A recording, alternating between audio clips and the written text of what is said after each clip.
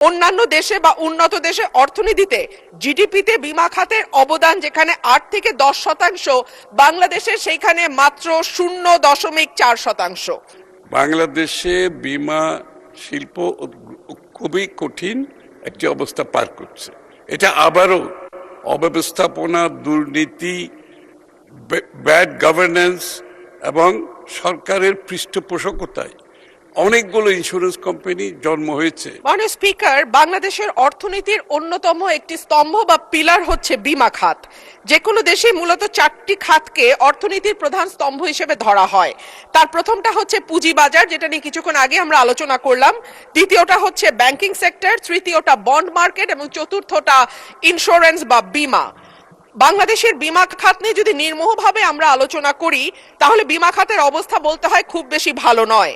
অন্যান্য দেশে বা উন্নত দেশে অর্থনীতিতে জিডিপিতে বীমা খাতের অবদান যেখানে 8 থেকে 10%, বাংলাদেশে সেইখানে মাত্র 0.4%। জিডিপিতে বীমা খাতের যে অবদান, এটা শুধু পরিসংখ্যান দিয়ে বোঝানো কোনোভাবেই সম্ভব নয়, এটা গ্রহণযোগ্যও নয়। বাংলাদেশের সমসাময়িক ও কাছাকাছি দেশের, এমনকি প্রতিবেশী দেশগুলো দক্ষিণ এশিয়ার মধ্যে জিডিপিতে আমাদের বীমা খাতের যে অবদান সেটি সর্বনিম্ন। তবে এখানে একটা গুরুত্বপূর্ণ পার্থক্য আছে। ভারতের মতো একটা দেশে বীমার যে ইন্ডাস্ট্রি, সেখানে কোম্পানির সংখ্যা আমাদের চেয়ে কম, অথচ আমাদের এই ছোট্ট দেশে 82টা ইন্স্যুরেন্স কোম্পানি কাজ করছে। সাধারণ বীমা, জীবন বীমা সরকারি প্রতিষ্ঠানের পাশাপাশি বেসরকারি উদ্যোক্তারা যে বীমা কোম্পানি তৈরি করেছেন তার মধ্যে জীবন বীমাও আছে বা সাধারণ ঘরানার বীমাও আছে। কিন্তু এত বেশি সংখ্যক কোম্পানি থাকার পরেও আমাদের দেশে জিডিপিতে বীমা খাতের অবদান এত কম, যেটার কোনোভাবেই গ্রহণযোগ্য নয়। এখানে হতে পারে যে এত বেশি সংখ্যক কোম্পানি হয়তো সেগমেন্টেড কাস্টমারদের নিশ মার্কেটিং করছে।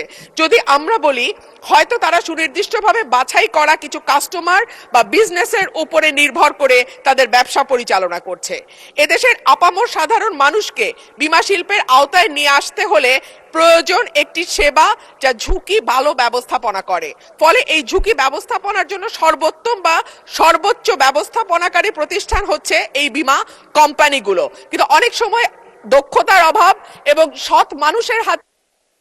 ধন্যবাদ মাননীয় সদস্য।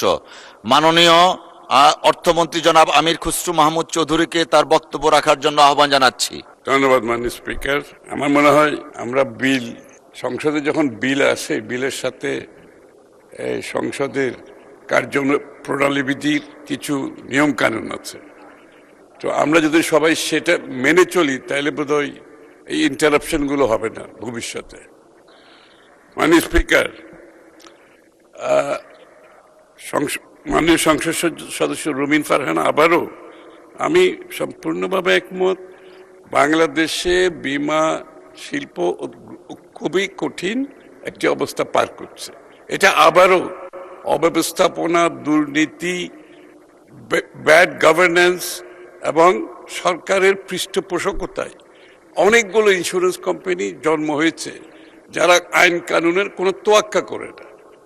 এবং এই জন্য ইন্স্যুরেন্স ইন্ডাস্ট্রি আজকে যেখানে এসে দাঁড়িয়েছে তাকে সংশোধন কল্পে আমরা ইন্স্যুরেন্স পুরো সেক্টরটাকে, ইন্ডাস্ট্রিকে নতুন করে, যে গ্লোবালি যেখানে ইন্স্যুরেন্সের একটা স্ট্যান্ডার্ড আছে, গুড গভর্নেন্সের একটা স্ট্যান্ডার্ড আছে এবং এগুলোর রেফারেন্স সারা বিশ্বে আছে, আমরা কিছু আবিষ্কার করতে যাচ্ছি না, আমরা সেই স্ট্যান্ডার্ডটা, বেঞ্চমার্কটা রিচ করার চেষ্টা করছি।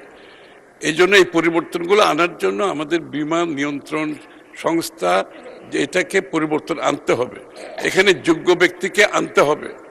কারণ বীমা শিল্প শুধু বীমার জন্য নয়, বীমাতে যে যেই অর্থটা জমা হয় সেই অঙ্ক বাংলাদেশে এবং বাংলাদেশের বাইরে বিনিয়োগের একটা বড় সম্ভাবনা আছে। বাংলাদেশের অর্থনীতিতে, শিল্পে, সার্ভিস সেক্টরে সব জায়গায় বিনিয়োগের সুবিধা আছে, এটা অনেক বড় একটা অংশ। আমরা সেই জায়গায় যেতে পারছি না। এই জন্য এই সংশোধনগুলো করতে হবে, এই পরিবর্তনটা আনতে হবে, বীমা শিল্পকে ট্রান্সপারেন্ট করতে হবে এবং সকলের জন্য, আবারও যারা বীমা করে, যারা বীমা করে যারা সিকিউর থাকতে চায় তাদেরকেও আপনাকে সংরক্ষিত করতে হবে। সব কিছু মিলিয়ে বীমা নিয়ন্ত্রকের যে ভূমিকা অত্যন্ত গুরুত্বপূর্ণ। এই জন্য আমরা পরিবর্তনটা আনছি এবং এখানে বয়সেরও কোনো ব্যাপার নেই, এখানে হচ্ছে আপনার যোগ্যতার ব্যাপার। বিশ্বের কোন দেশে, প্রায় সব দেশে এখানে বয়সের কোনো লিমিটেশন নাই। এখানে হচ্ছে আপনার মেধা, যোগ্যতা, সততার বিষয়টা আপনাকে নিশ্চিত করতে হবে।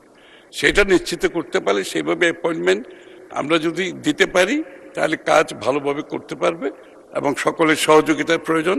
আমার মনে হয় বীমা শিল্পে উন্নয়নের জন্য এটা একটা গুরুত্বপূর্ণ স্টেপ।